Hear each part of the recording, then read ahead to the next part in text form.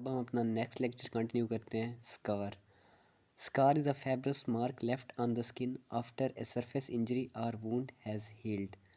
Scar कभी भी एक क्लीन वुंड हो या एक शार्प इंस्ट्रूमेंट से कोई छोटा वुंड हो उसमें नहीं बनता, हमेशा कॉम्प्लिकेटेड वुंड में बनता है।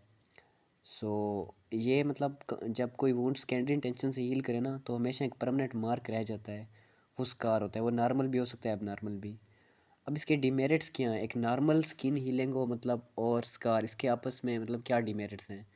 तो जो स्कार होता है ना, जो एक नॉर्मल हीलिंग हो स्किन की, तो उसके नतीजे में जो टिश्यू बनता है ना, उसकी फंक्शनल कैपेसिटी इंटैक्ट स्किन की तरह होती है या उससे ज़रा कम होती है। स्कार की फंक्शनल कैपेसिटी लेस होती है।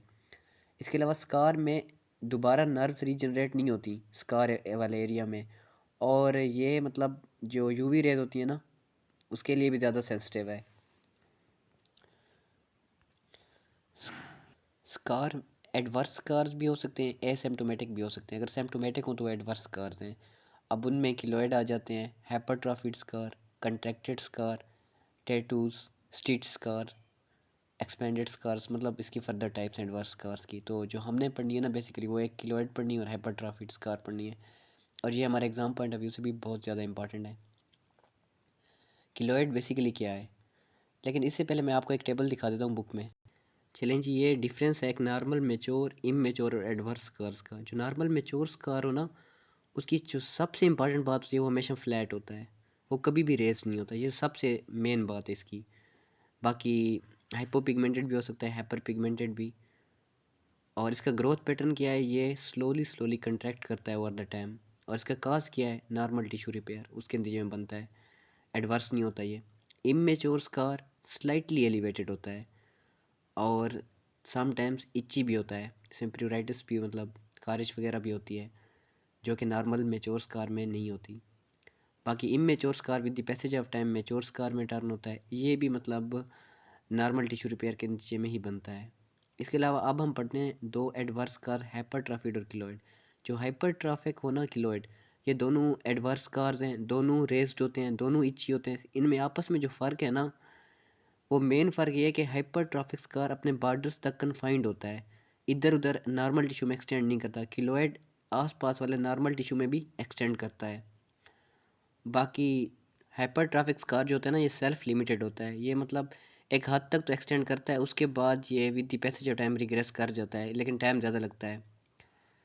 और जो काज है ना इसका, वो है एक्सेस मैकेनिकल स्ट्रेस। जो ज़्यादा मैकेनिकल स्ट्रेस, प्रेशर हो उसकी वजह से।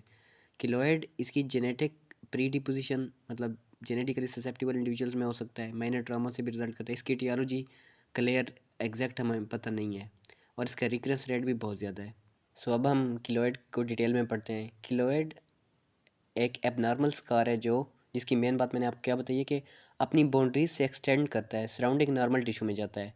अब इसकी फीचर्स क्या हैं, ये रेज्ड होता है। कोई भी स्कार जो मेच्योर स्कार ना हो, हमेशा रेज्ड होगा।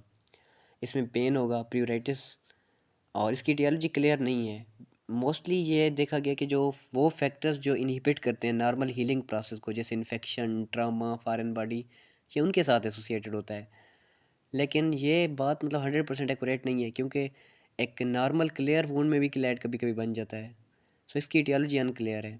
इलेक्ट्रॉन माइक्रोस्कोप पे देखा गया है कि किलोइड में ना, जो कोलेजन होते हैं ना, वो उनकी एक डिसओरिएंटेड अरेंजमेंट होती है। नॉर्मली तो जो स्किन के प्लेन्स हैं ना, उनके पैरेलल अरेंजमेंट होती है कोलेजन फाइबर्स की, लेकिन जो ये है ना किलोइड, इनमें वो डिसओरिएंटेड होते हैं कोलेजन फाइबर्स।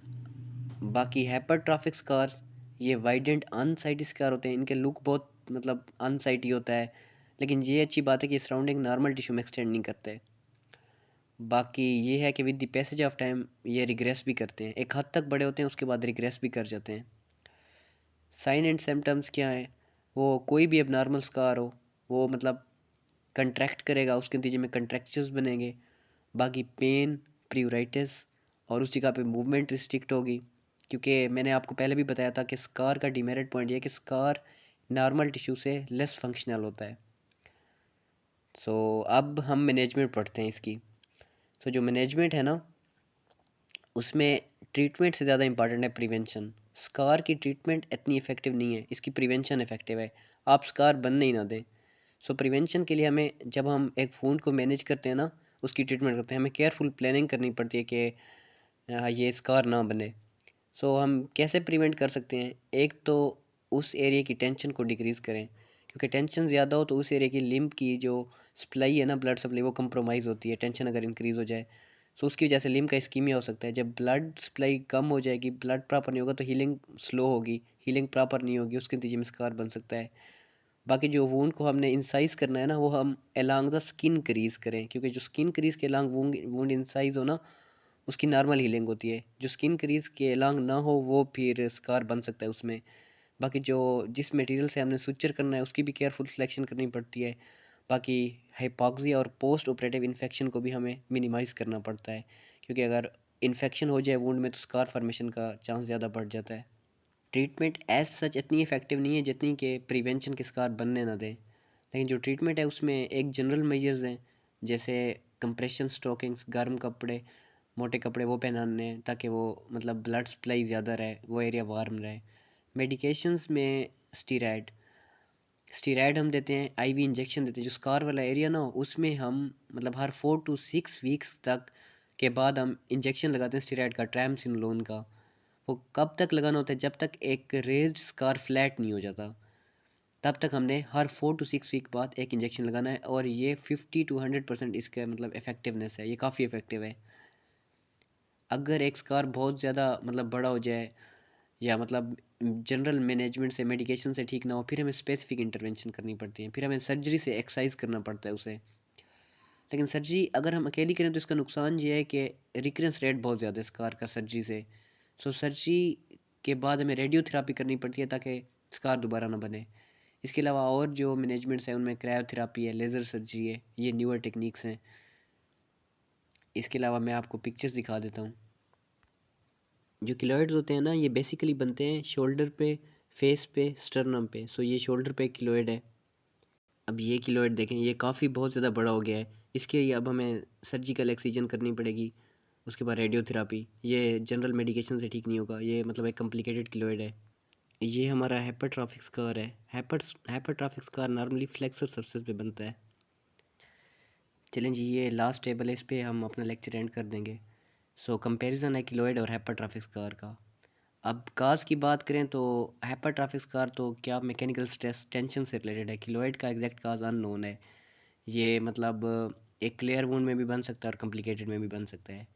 किलोइड इसकी जेनेटिक प्रीडिपोजिशन है, हेपाट्रॉफिक की नहीं है। रेस इसमें हेपाट्रॉफिक की कोई नहीं है, लेकिन किलोइड ब्लैक्स में ज़्यादा होता है। हेपाट्रॉफिक स्कार चिल्ड्रन में ज़्यादा होता है, मतलब 15 ईयर की एज तक मोस्टली, और किलोइड 10 to 30 ईयर्स तक। सेक्स प्रीडिलेक्शन नहीं है, दोनों में इक्वल है। बॉर्डर्स ये हैं कि ये हेपाट्रॉफिक स्कार अपने एरिया तक कन्फाइंड रहता है, ये नॉर्मल टिश्यू में भी आउट ग्रो कर जाता है किलोइड। और बाकी ये है कि नेचुरल हिस्ट्री ये है कि मतलब with the passage of time keloid subside कर जाता है, लेकिन keloid sorry hypertrophic scar with the passage of time subside कर जाता है, लेकिन किलोइड वो सबसाइड नहीं करता, वो वैसे ही रहता है। उसके लिए हमें फिर एक्सीजन करनी पड़ती है सर्जरी से। बाकी साइट मैंने आपको पहले भी दिखा के बताया कि हेपाट्रॉफिक स्कार फ्लेक्सर सरफेस पे होता है, और किलोइड स्टर्नम, शोल्डर, फेस, इन एरियाज़ में होता है। सो उम्मीद है आपको समझ आ गई होगी। कोई भी मसला आप पूछ भी सकते हैं कमेंट सेक्शन में। Thank you.